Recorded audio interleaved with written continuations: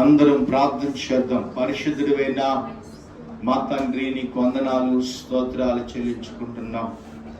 ఇంతవరకు నాయనా మీరు పాటల ద్వారా మహిమ పొందారు. వాక్యము చేత నైనా మీరు మమ్మల్ని దర్శించమని అడుగుతున్నాం.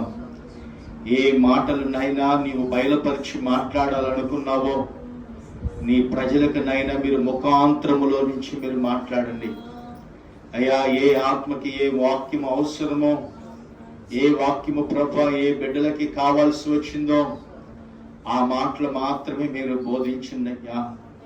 ఇదిగో హృదయములను చించబడి కాదు, హృదయములు మెత్తన చేయబడి అయా, హృదయములు దేవుని వైపు తిరగగలిగి ప్రజలు నీ వాక్యం వినిచి ఉండగా ప్రభా ప్రతి హృదయము తెరిచి నీ మాటలు ప్రజలు వినున్నట్టుగా మీరు సహాయము చేయమని ప్రార్థన చేసుకుంటున్నాం తండ్రి. వినిచి ఉండగా బిడ్డలకి గ్రహింపగలిగిన ఆత్మను మీరు అనుగ్రహించండి.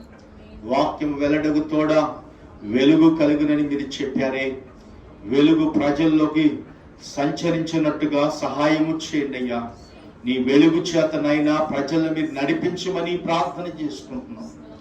మీరే ఉండి మాట్లాడమని, నన్ను నీ సిలువ చోట్ల మరుగుపరచమని నీ దాసుడిగా నీ చేతులకు అప్పగించుకొని చుండగా మీరే మహిమ తెచ్చుకుంటూ యేసుక్రీస్తు వారి నామములో ప్రార్థన చేసి అడిగి వేడుకుంటున్నాము తండ్రి, ఆమేన్. మన రక్షకుడును యేసుక్రీస్తు వారి నామములో మరి మీ అందరికీ వందనాలు. దేవుని వాక్యములో నుంచి మరి కొన్ని విషయాలని మనం ధ్యానం చేద్దాం. గలతీలకు రాసిన పత్రిక, బైబిల్ గ్రంథములో గలతీలకు రాసిన పత్రిక 6వ అధ్యాయము 6వ వచనం నుంచి 10వ వచనం దాకా మనం చదువుకున్నాం. 6వ అధ్యాయము 6వ వచనం నుంచి 10వ వచనం దాకా మనం చదువుకున్నాం. వాక్య ఉపదేశమును పొందినవాడు ఉపదేశించు వానికి మంచి పదార్థముల అన్నిటిలో భాగము ఇవ్వవలెను. మోసపోకుడి, దేవుడు వెక్కిరించబడడు. మనుష్యుడు ఏమి విత్తునో ఆ పంటనే కోయును. ఎలాగనగా తన శరీర ఇచ్చలను బట్టి విత్తువాడు తన శరీరము నుండి క్షయమనే పంట కోయును. ఆత్మను బట్టి విత్తువాడు ఆత్మ నుండి నిత్య జీవం అనే పంట కోయును. మనం మేలు చేయటి ఎందు విసుగుకు ఎందుము, మనము అలయక మేలు చేసితిమేమి, తగిన కాలమందు పంటను కోతుము. ఆమేన్, హల్లెలూయా. దేవునికి మహిమ కలుగును గాక. ఈ వాక్య లేఖనములో రాయబడుతున్నటువంటి విషయాలను మనం చూస్తున్నాం. దేవుని వాక్యములో రాయబడుతుంది, జాగ్రత్తగా వినాలి. దేవుని వాక్యములో రాయబడుతుంది చాలా స్పష్టంగా. ఇక్కడ వాక్యోపదేశమును పొందువానికి మంచి పదార్థముల్లో భాగ్యం ఇవ్వబడును. మోసపోకుడి, దేవుడు ఎక్కిరించబడడు.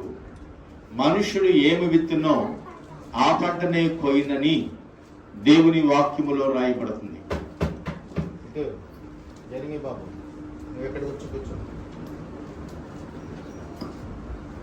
ఈ మాటలు ప్రభు వాక్యము చెప్తుంది. మనుష్యుడు ఇత్తిన దాన్ని కోస్తాడట. ఏంటంట? విత్తిన దానిని మాత్రమే కోస్తాడు. ఎందుకు విత్తిన దాన్ని కోస్తాడని దేవుని వాక్యం చెప్తుందంటే, మనుష్యుడు ఏదైతే చేయగలుగుతాడో, మనుష్యుడు ఏదైతే మాట్లాడతాడో, మనుష్యుడు ఏ క్రియల చేత నివాసము చేస్తాడో ఆ క్రియలు తన వెనుకీడితే వస్తాయని యేసు ప్రభు చెప్పాడు. అయితే ఇక్కడ ఒక మాట రాయబడుతుంది, మోసపోకుడి. అంటే అపవాది చేత అనేక మంది మోసపరచబడుతున్నారు.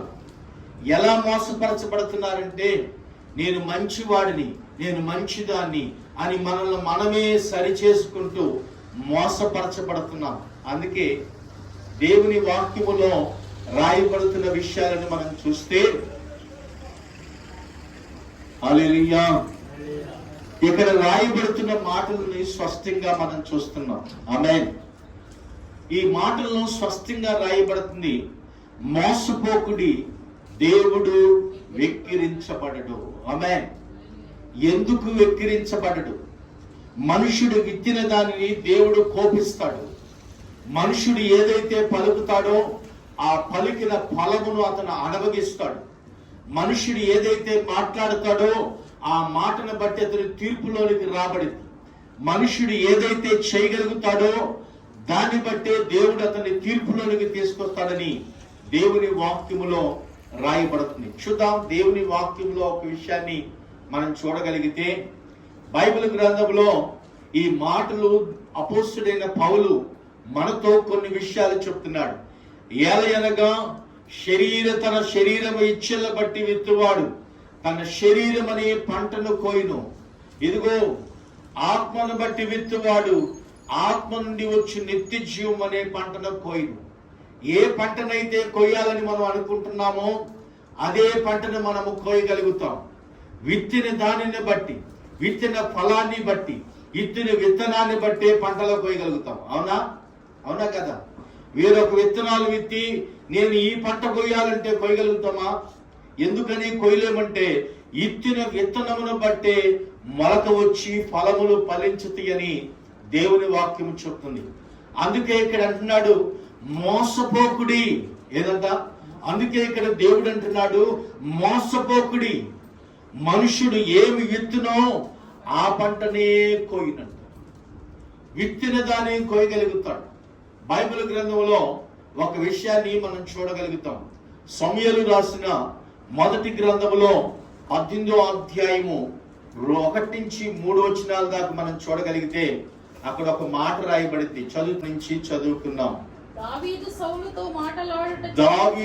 సౌలుతో మాట్లాడుట చాలించినప్పుడు యోనాతాను హృదయము దావీదు హృదయముతో కలిసిపోయింది. యోనాతాను దావీదును తనకి ప్రాణ స్నేహితునిగా భావించి అతన్ని ప్రేమించెను.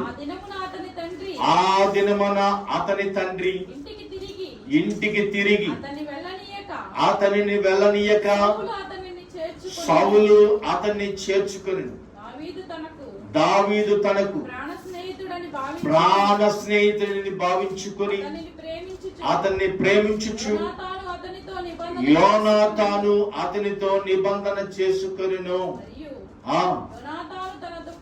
యోనాతాను తన దుప్పటిని, తన కత్తిని, తన విల్లును, నడికట్టును దావీదునకిచ్చి దావీదునకిచ్చెను. దావీదును సౌలును తన పంపిన చోట్ల కల్లను పోయి సుబుద్ధి కలిగి పని చేసుకుని వచ్చిన గనక సౌలు యోధుల మీద అతనిని నియమించెను. జనులందరి దృష్టికి సౌలును, సేవకుల దృష్టికి దావీదును. చూడండి, దేవుని వాక్యములో రాయబడుతుంది. ఇక్కడ దావీదు అని ఒక వ్యక్తి కనపడతాడు మనకి. ఎవరంటే దావీదు అని ఒక వ్యక్తి కనపడతాడు. ఇక్కడ దావీదుని గురించి కొన్ని విషయాలు అక్కడ మర్మముగా రాయబడింది. ఏంటి మర్మం అంటే, దావీదు కుమారుడైన దావీదు అని ఒక వ్యక్తి కనపడతాడు.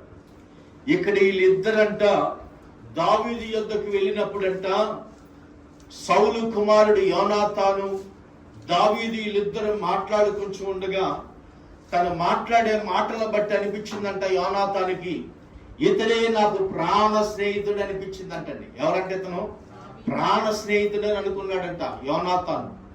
దావీదు కూడా వాళ్ళ ఇద్దరు మనస్సులు కలిసినాయి అంట.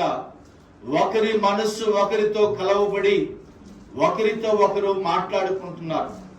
ఇదిగో ఇతనే నాకు ప్రాణ స్నేహితుడని దావీదు అనుకుంటున్నాడు. యోనాతాను అనుకుంటున్నాడు ఇతను నాకు ప్రాణ స్నేహితుడని యోనాతాను అనుకుంటున్నాడు.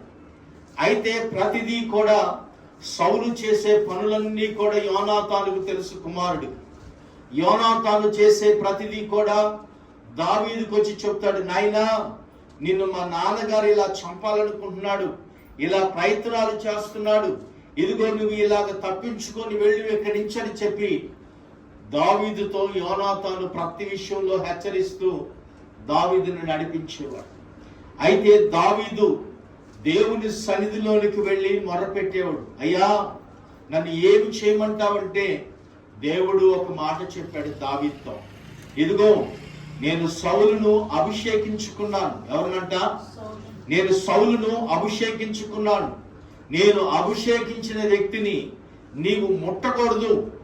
నేను అతన్ని పరిశుద్ధపరుచుకుంటాను, నేను అతన్ని ఏర్పరచుకున్నాను, ఇశ్రాయేలుకు రాజుగా నేను అతన్ని నియమించుకున్నానని చెప్పి దేవుడు దావీదుతో కొన్ని విషయాలు అక్కడ మాట్లాడుతూ ఉంటాడు. ఆమేన్, హల్లెలూయా. దావీదుతో కొన్ని విషయాలు మాట్లాడుతూ ఉంటాడు. అక్కడ రాయబడుతున్న విషయాలు మనం చూస్తే తన ప్రాణ స్నేహితుడని రాసింది. 3వ వచనం, దావీదుకు తన ప్రాణ స్నేహితుడిని భావించుకొని అతన్ని ప్రేమించుచు యోనాతాను తనతో నిబంధన చేసుకొనెను. ఏం చేసుకున్నాడంట? నిబంధన చేయబడ్డారంటే వీళ్ళు. ఒక విషయాన్ని గమనించండి, మనకు మేలు చేసిన వారిని మనం విడిచి ఎప్పుడు వెళ్ళకూడదు. మనకు మేలు చేసిన వ్యక్తుల్ని ఎప్పుడు మనం మరిచిపోకూడదు. ఏం చేశాడంటే తన ప్రాణమును దక్కించుకోవటానికి తన ప్రాణ స్నేహితుడి విషయమై తన తండ్రి చేసే అన్నీ కూడా దావీదుకు చెప్తూ ఉండేవాడు. దావీదు ఆ ప్రాంతాల నుంచి తప్పించబడతా, దేవుని ఆత్మచేత నడిపించబడతా, దావీదుకు మేలు చేసిన యోనాతాను విషయమై దావీదు ఎప్పుడు మరిచిపోకుండా మనస్సులో పెట్టుకున్నాడండి. ఎక్కడ పెట్టుకున్నాడంట? మనస్సులో పెట్టుకున్నాడు. మేలు చేసిన దేవుణ్ణి చాలా మంది మరచిపోతున్నారు. మేలు చేసిన ప్రజల్ని చాలా మంది విడిచిపెడుతున్నారు. మేలు చేసిన దేవుని యొద్దకు రాకుండా, మేలు చేసిన దేవుని యొద్ద ఉండకుండా, ఇదిగో మేలును మరచిపోయి కృతజ్ఞత లేక జీవించలేదు దావీదు. దావీదు కృతజ్ఞత కలిగి జీవిస్తున్నాడు. దావీదు తన జీవితంలో దేవునికి ఇష్టంగా నడవాలని, ఉపకారము చేసిన వారికి అపకారము చేయకూడదని దావీదు మనసులో పెట్టుకొని బ్రతుకుతున్నాడు. అయితే కొద్ది దినముల తర్వాత దావీదు తన యుద్ధములో అన్నిట్లో జయిస్తూ దేవుని కొరకు నమ్మకముగా జీవిస్తూ ఉన్నాడు. ఈరోజు మనం చేయాల్సింది ఏంటంటే మనకు మేలు చేసిన వారికి మరచిపోకుండా మేలు చేయాలే గాని కీడును తలపెట్టకూడదని దేవుని వాక్యం చెప్తుంది. దావీదుకి మేలు చేశాడు యోనాతాను. యోనాతానును బట్టి ఒకరోజు ఇదిగో ఈరోజు ఒక విషయాన్ని గమనించండి. మన పిల్లలకి మనకి మేలు చేశాడు. మన పిల్లలకు కూడా మేలును అనుభవించాలి అంటే మనం వారితో సమాధానంగా ఉండాలి. ఒక విషయాన్ని గమనించండి, సమాధానం అనగా ఏమీ లేదు. ఇప్పుడు మనం ఒక చోట కొన్ని అప్పులు తెచ్చాం. అప్పు తెచ్చిన చోట మనం ఎత్తుకెళ్ళి నమ్మకంగా ఇచ్చి, అయ్యా రాబోయే దినాలు ఏదైనా అవసరమైతే మరలా మేము తీసుకుంటాం నీ దగ్గర అని చెప్తాం. మనం నమ్మకంగా ఇవ్వకుండా కొంత తగ్గించి, ఇంకా తగ్గించి నేను ఇవ్వలేను ఇంతకన్నా అని చెప్పి ఇచ్చామనుకోండి, రెండోసారి ఇస్తారా? ఎందుకని? అసలుకే ఇతను కన్నం పెట్టాడు, అసలే ఇవ్వట్లేదు, అసలుకి ఇవ్వట్లేదు, ఇక రెండవసారి ఇవ్వటానికి తన మనసు అప్పదు. సరే ఒకసారి ఇవ్వలేదు, తన యజమానుడు సర్దుకున్నాడు, సరే ఇవ్వలేని పరిస్థితిలో ఉన్నాడు అని చెప్పి సర్దుకున్నాడు. రెండవసారి కూడా ఇచ్చే స్థితిలో ఉండి కూడా ఇదిగో దానికి సరిపోతాయి అని చెప్పి కూడా మరలా ఇవ్వకుండా ఇంకా తగ్గించామనుకోండి, రెండవసారి కూడా అట్టా చేయించిన తర్వాత తన మనస్సులో ఒక మాట అనిపించిందంట. ఏమనిపించిందంటే తన మనస్సులో ఒక మాట అనిపించింది, ఇక రెండోసారి ఇతనికి ఇవ్వకూడదని తన మనస్సులో అనుకున్నాడు. తన యజమానుడు అనుకున్నాడు. తన పిల్లలు పోయారంట కొన్ని సంవత్సరాల తర్వాత. తను అట్నే ఉన్నాడు, తన పిల్లలు పోయారంట. పోయి అడిగితే, ఇదిగో నాయనా ఇట్లా మాకు అవసరము, కొద్దిగా ధనం అవసరమని వెళ్తే యజమానుడు అన్నాడంట, ఒరే మీ నాన్నకి 2 సార్లు డబ్బులు ఇచ్చాను. ఏందంట? మీ నాన్నకి 2 సార్లు డబ్బులు ఇచ్చాను, మొదటిసారి ఏదో ఇరుకు ఇబ్బందుల్లో పడి అసలు ఇచ్చాడు, తగ్గించిచ్చాడు అసలులో కూడా. రెండవసారి కూడా అసలే ఇచ్చాడు, ఏమి ఇవ్వలేదురా, ఇక మీకు ఎలా ఇవ్వగలుగుతానని యజమానుడు మాట్లాడుతున్నాడట. అరే మా నాన్న ఇట్లా చేశాడా, సరే మరి ఏం చేయమంటారయ్యా, మరి మా నాన్న పరిస్థితి అట్లా ఉందేమంటే నా పరిస్థితి కూడా బాగలేదురా, నేను ఇప్పుడు ఇవ్వలేను అని చెప్పి పంపించాడు. ఇప్పుడు మనము చేసిన దాన్ని బట్టి మన పిల్లలకి ఏం జరుగుతుందంటే ఎక్కడ ఎవరు ఇవ్వటానికి అంటే మనము చేసిన క్రియలను బట్టి మనుషుడు ఏమైతే విత్తుతున్నాడో ఆ పంట తన పిల్లలకు కోయటానికంట ఇబ్బందులు పడుతున్నారు. తన పిల్లలకంట ఒక విధానమైన మనస్సు కలిగింది. తన పిల్లలు అనుకుంటున్నారు, మా నాన్న ఇలా చేయబట్టే కదా మాకు ఎవరు ఏమి సహాయం చేయట్లేదని బాధపడుతున్నారు. ఒక విషయాన్ని గమనించండి, దావీదు బట్టి అంట యోనాతానుని బట్టి దావీదు మేలు చేయాలని ఒక ఆశ కలిగిందంట. చదువుతారా బైబిల్ గ్రంథములో 2వ సమూయేలు రాసిన గ్రంథము 9వ అధ్యాయము 1వ వచనాన్ని ఒకసారి చదువుకున్నాం.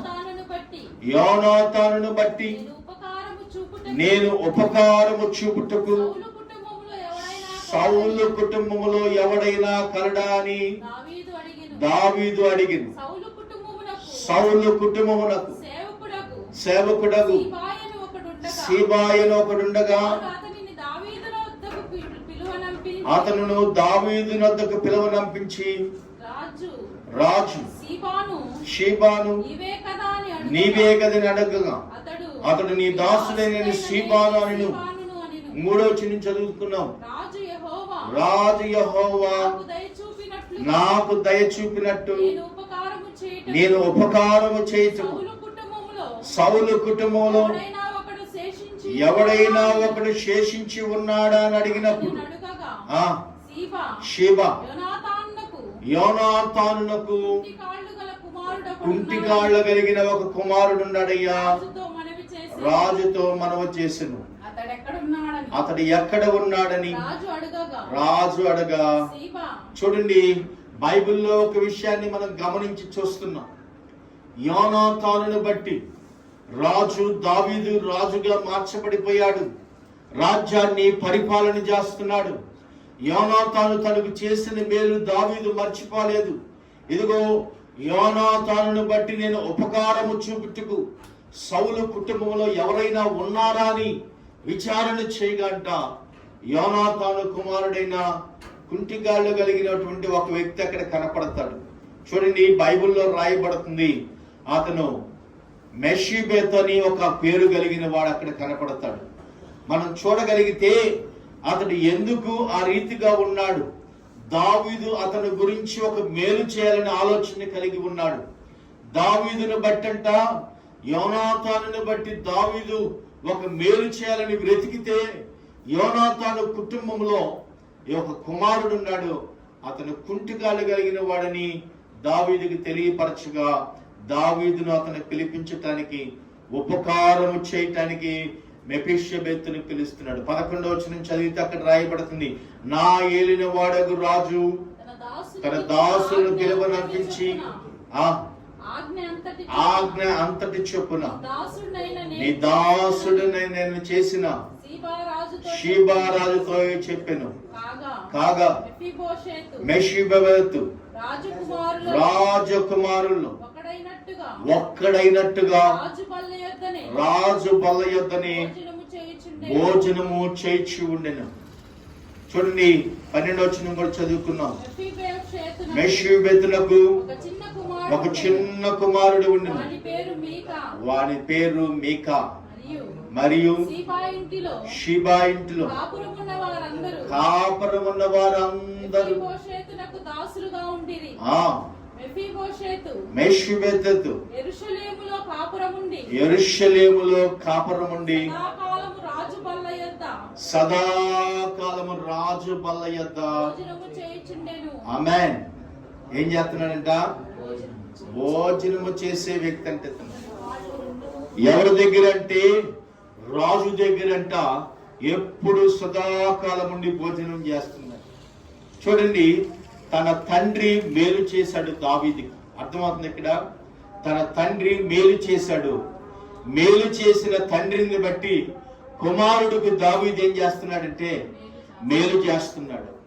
ఈరోజు దేవుని వాక్యం వింటున్న నీవు నేను కూడా నిన్ను బట్టి నీ కుమారులకి మేలు జరగాలి గాని, నిన్ను బట్టి నీ కుమారులకి గౌరవం పెరగాలి గాని, నిన్ను బట్టి నీ సంతతి వారికి దీవెనకరంగా నువ్వు మార్చబడాలి గాని, నిన్ను బట్టి మేలు చేయకుండా ఎవరు ఉండకూడదని ఉన్నారని విచారణ చేసినప్పుడంట యోనాతాను కుమారుడైన మెషిబెత్ అని ఒక వ్యక్తి కనపడ్డాడండి. ఇతనంట రాజు బల దగ్గర ఎప్పుడు ఉండటానికి ఇష్టపడేటట్టుగా దావీదు అతన్ని ఏర్పరచుకున్నాడంట. ఆమేన్, హల్లెలూయా. ఈరోజు దేవుని వాక్యం వింటున్న నీవు నేను కూడా నిన్ను బట్టి నీ కుమారులకి మేలు జరిగేటట్టుగా నీవు జీవించాలి. నిన్ను బట్టే నీ కుమారులు ఆశీర్వాదకరంగా మార్చబడాలి. నిన్ను బట్టే నీ కుమారులు ఇదిగో దీవెనకరంగా మార్చబడాలి. నిన్ను బట్టి నీ కుటుంబం అంతా కూడా ఆశీర్వాదకరంగా మార్చబడాలని దేవునికి స్తోత్రం. సౌలు కుమారుడైన యోనాతానును బట్టి దావీదు మేలు చేయాలని ఆశపడ్డాడండి. ఈరోజు దేవుని వాక్యం వింటున్న నీవు నేను మరి మేలు చేయుటకు దేవుడు మనల్ని నియమించుకున్నాడు గాని కీడు చేయుటకు మనల్ని ఏర్పరచుకోలేదు. యేసుక్రీస్తు కూడా ప్రభువును నమ్మిన నీవు నేను బట్టి నీ కుటుంబము మేలుకరంగా ఉండాలి అంటే, నీ కుటుంబము దీవెనకరంగా మార్చబడాలి అంటే, నీ కుటుంబం ఆశీర్వాదకరంగా ఉండాలి అంటే నీవు మేలు చేసే వ్యక్తిగా దావీదుకి ఎలా యోనాతాను మేలు చేశాడో నీవు కూడా అనేకులకు మేలు చేసేట్టుగా నీవు జీవిస్తే నీ బిడ్డలకి ఆ మేలు ఉపకారము కలిగి నువ్వు జీవించగలుగుతావు. ఆమేన్, హల్లెలూయా. నీ బిడ్డలకు ఉపకారము కలిగింది. దావీదంటే ఇక్కడ అంటున్నాడు, నేను ఉపకారము చూపుటకు సౌలు కుటుంబంలో ఎవడైనా కలడా అని అడిగితే అవునయ్యా ఒకడున్నాడు అని ఆ రాజు దావీదునకు తెలియపరచాడు. ఈరోజు దేవుని వాక్యం వింటున్న నీవు కూడా నీ కుటుంబానికి మేలు కలగాలి అని అంటే, నీ కుటుంబంలో నీ బిడ్డలు ఆ మేలును అనుభవించాలంటే నీవు నిన్ను బట్టి నీ బిడ్డలకి మంచి పేరు తీసుకురావాలి. నిన్ను బట్టి నీ కుటుంబానికి కూడా నీ ఇరుగు పొరుగు వారు మేలు చేసేటట్టు ఉండాలి.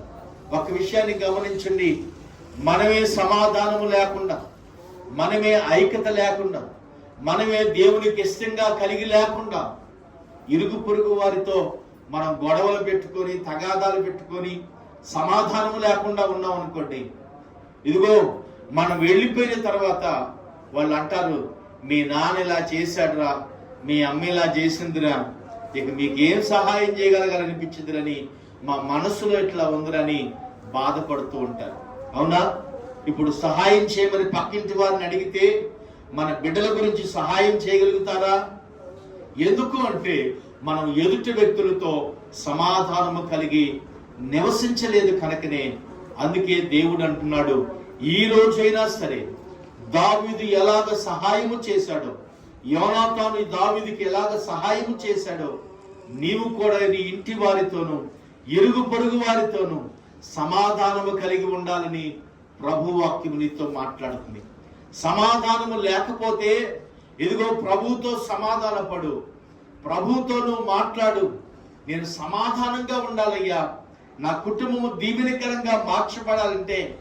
అందుకే ఇక్కడ రాయబడుతుంది, మనుష్యుడు ఏమి విత్తునో ఆ పంటనే కోయినని. గలతీ పత్రికలో ఒక మాట చదువుతారా మాట? 7వ వచనం, మోసపోకుడి, దేవుడు వెక్కిరించబడడు. మనుష్యుడు ఏమి విత్తునో ఆ పంటనే కోయిను. ఈరోజు దేవుని వాక్యం వింటున్న నీవు నేను కూడా విత్తిన పంటనే కోయాలి అంటే దేవుని కంట మనం ఇష్టముగా నడవాలని ప్రభు వాక్యం చెబుతుంది. ఇక్కడ అదే రాస్తుంది, తన శరీరక్షను బట్టి విత్తువాడు శరీరం అనే పంట కోయిను, ఆత్మను బట్టి విత్తువాడు అదే పంట కోతాడంట. చూడండి, సౌలు తన ఆత్మ సంబంధమైన జీవితాన్ని చెడిపోగొట్టుకున్నాడు. ఎలా పోగొట్టుకున్నాడంటే, సౌలు దేవునికి ఇష్టకరంగా నడవలేదు, దేవుని మాటను వినకుండా వెళ్ళిపోయాడు. ఇదిగో దేవుడు చెప్పినట్టుగా చేయకుండా సౌలు తనకు నచ్చినట్టుగా పని చేసుకొని వచ్చాడు. సమూయేలుతో దేవుడు మాట్లాడుతున్నాడు, అయ్యా ఇదిగో దేవుని మాటలు వింటున్న నీవు, దేవుని వాక్యము కొరకు నీవు ఎలా జీవించావో ప్రభు నాతో చెప్పాడని చెప్పగలే. అవును, నేను యెహోవాకు బలి అర్పించాలని కొన్ని శ్రేష్టమైన వాటిని తీసుకొచ్చానని సమూయేలుతో సౌలు చెప్తాడు. అక్కడ దేవుడు ఒక మాట అంటాడు, సమూయేలు బలులు అర్పించుట కంటే, కోడెతోడలు అర్పించుట కంటే యెహోవా మాట వింటమే శ్రేష్టము అని బైబిల్లో రాయబడిందండి. దేవుని వాక్యములో రాయబడుతున్నటువంటి విషయాన్ని మనం చూస్తే ప్రభువైన యేసుక్రీస్తు మనతో మాట్లాడుతున్నాడు. ఇక్కడ స్పష్టంగా రాస్తుంది, మనుషుడంట విత్తిన దాన్ని కోస్తాడంట. సౌలు అక్కడ దేవునికి అయిష్టకరమైన పనులు చేసి వచ్చాడు. అయితే దేవుడు అక్కడ చెప్పాడు, నేను నిన్ను రాజుగా తీసివేసి మరొకరిని ఎక్కిస్తానని దేవుడు వాగ్దానం చేశాడు సమూయేలు చేత. సమూయేలుతో దేవుడు ఒక మాట చెప్పాడు, గొర్రెల దొడ్డులో ఉన్న దావీదుని పిలుచుకొని రమ్ము, నేను అతను ఎరిగి ఉన్నాను, అతను నా హృదయములని నెరవేర్చేవాడు, నా హృదయంలో ఉన్నది అతను చేయగలుగుతాడని చెప్పి దావీదుని సమూయేలు అభిషేకించాడండి. ఈరోజు దేవుని వాక్యం వింటున్న నీవు నేను, దేవుని మాటలు వింటున్న నీవు నేను, దేవునికి ఇష్టకరంగా నేను నడవకపోతే అంట దేవుడంట మనకు రావాల్సిన దీవులను ఆపివేసి దేవుడు మనతో మాట్లాడటం ఆపివేస్తాడంట. ప్రభు అదే చెప్తున్నాడు, మనం మోసపోకుడి, దేవుడు వెక్కిరించబడ్డు. సౌలు ఏది విత్తాడో అదే కోసాడండి. ఏదైతే దావీదుని చంపాలని పరిగెత్తాడో, తన కత్తి మీద తను పడి చనిపోవటానికి గల కారణం ఏంటంటే, దావీదును చంపాలని సౌలు ఎన్నోసార్లు ప్రయత్నము చేశాడు. సౌలు యుద్ధానికి పోయినప్పుడు ఫిలిస్తీని చేతిలో చచ్చిపోతానని చెప్పి యుద్ధ సైనికుడిని అడిగాడంట, ఒరే బాబు నీవు నన్ను చంపురా, ఫిలిస్తీన్ల చేతిలో చచ్చిపోవటం కంటే నేను దేవుని బిడ్డల చేతిలో చనిపోవుట మేలని చెప్పి సౌలు చెప్తే, అక్కడ సైనికుడు అంటాడు, నేను నిన్ను చంపకూడదయ్యా, నీవు నా రాజువు, నీవు నా యజమానుడువు, నేను నిన్ను చంపి అపకారము చేయలేను, దేవుడు నీవు అభిషేకించబడిన వ్యక్తివని దేవుని వాక్యములో స్పష్టంగా రాయబడుతుంది. ఈరోజు దేవుని వాక్యం వింటున్న నీవు నేను, మాటలు వింటున్న నీవు నేను దేవునికి ఇష్టకరంగా నడవకపోతే దేవుని ఆత్మ మనలో నుంచి వెళ్ళిపోయిందంట. దేవునికి స్తోత్రం, హల్లెలూయా. దేవుని ఆత్మ మనలో నుంచి వెళ్ళిపోయిన తర్వాత ఎవరు ఏమీ చేయలేరు. దేవుని వాక్యములో స్పష్టంగా ప్రభు చెప్తున్నాడు, ప్రభువుకి ఇష్టంగా మనం నడవాలని ప్రభు వాక్యములో రాయబడుతుంది. చూడదాం, దేవుని వాక్యములో స్పష్టంగా మోసపోకుడి, దేవుడు వెక్కిరించబడినంట. మనుష్యుడు ఏమి విత్తునో ఆ పంటని మనము కోస్తామని యేసు ప్రభువే చెప్తున్నాడు. ఈరోజు మరి నువ్వు ఏ పంట కోయాలనుకుంటున్నావు? నీ బిడ్డలకి ఏ పంటను సమకూర్చాలనుకుంటున్నావు?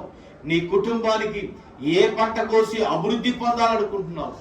ఇదిగో నీవు పాపం అనే పంటను కోస్తూ ఉంటే నీ బిడ్డలు కూడా ఆ పాపం అనే పంటలో నిలిచి ఉంటారు. నీవు దేవుని నీతి అనే పంటలో నువ్వు నడవగలిగితే నీ పిల్లలు కూడా, నీ కుటుంబము కూడా నీతి అనే పంటలో నిలిచి ఉంటుంది. దేవుని వాక్యం అదే చెప్తుంది, విత్తిన దానిని నీవు కోస్తావని ప్రభువే చెప్పాడు. ఈరోజు దేవుని వాక్యం వింటున్న నీవు నేను దేవునికి ఇష్టకరంగా నీవు నడవకపోతే, దేవుని చిత్తానికి నువ్వు అప్పగించుకోకపోతే, దేవుని మాటకి నువ్వు లోబడకపోతే దేవుడు నీతో చెప్తున్నాడు, ఇదిగో ఈరోజు ప్రభు వాక్యము మనతో రాయబడుతున్నటువంటి సత్యాన్ని మనం చూస్తున్నాం. ప్రభు వాక్యం అదే చెప్తుంది, దేవుని కంట మనుషుడు ఏమి విత్తునో ఆ పంట కోస్తాడంట. ఈరోజు మరి నువ్వు ఏ పంటను కోసుకుంటున్నావు? నీ పిల్లలకి ఏ ధాన్యాన్ని సమకూర్చుతున్నావు? నీ బిడ్డలకి ఏ నీతిని ప్రజలకు సహాయం చేసేటట్టుగా నీవు ఉన్నావు?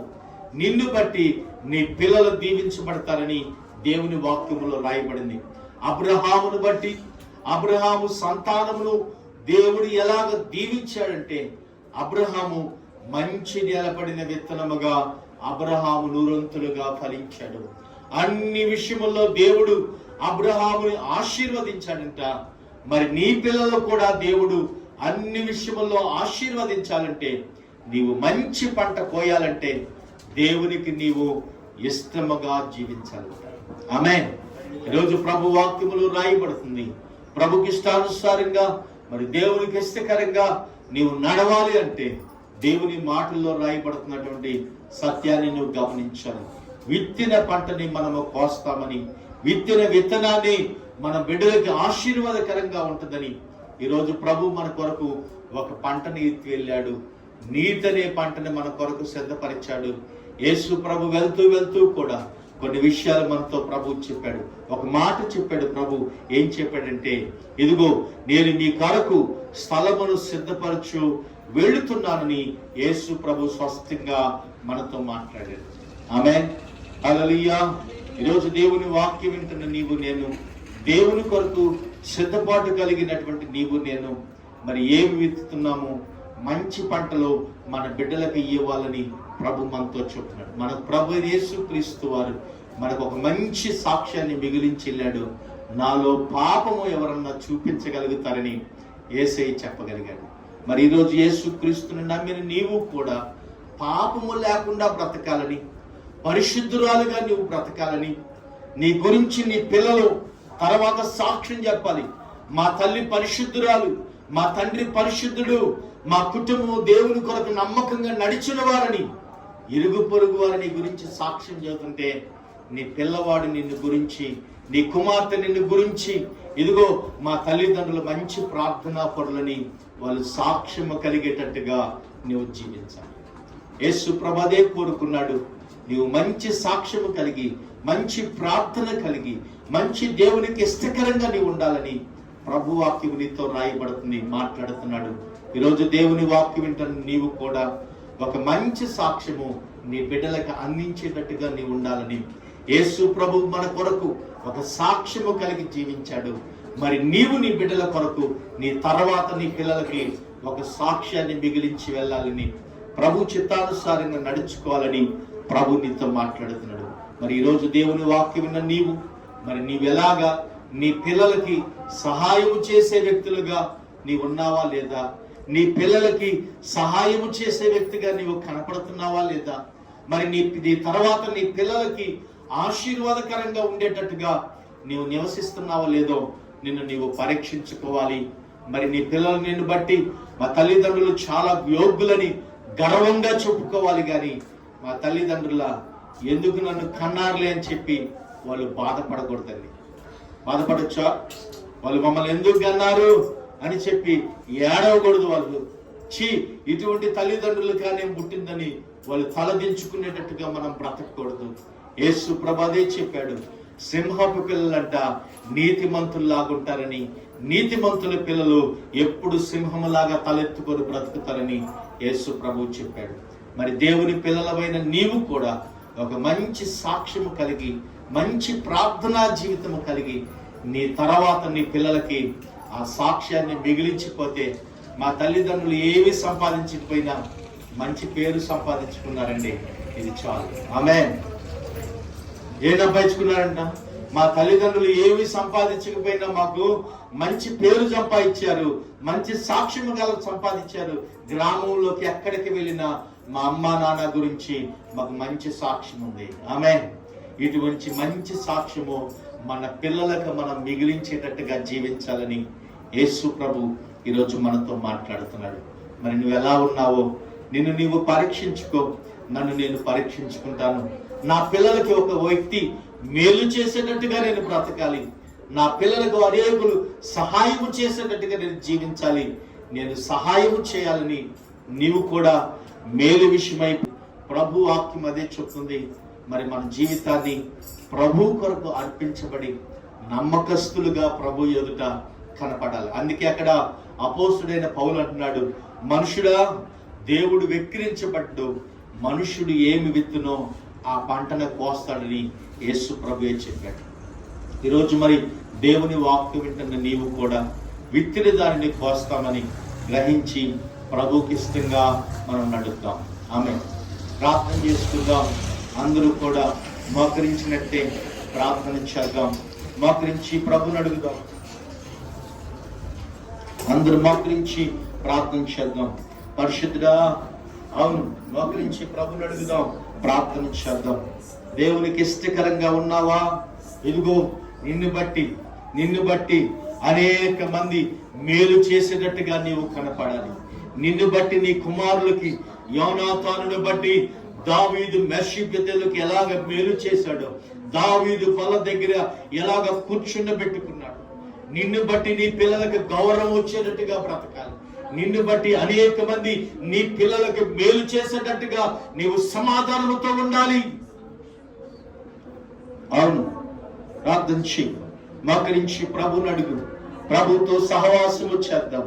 ఈ కొద్ది కాలమే ప్రభుకి ఇష్టంగా నీవు నడుచుకుందాం.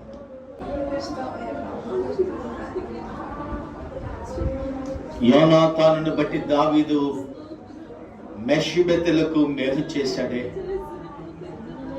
నిన్ను బట్టి నీ బిడ్డలకు మేలుందా? కీడును తీసుకొస్తున్నావో? నిన్ను బట్టి ప్రభువుకి మేలుకరంగా ఉన్నావా? నిన్ను నీవు తగ్గించబడాలి. సమాధానముతో ప్రభువుకి ఇష్టకరంగా నీవు నడుచుకోవాలి. దేవుడు చెప్పినట్టుగా, దేవునికి ఇష్టకరంగా.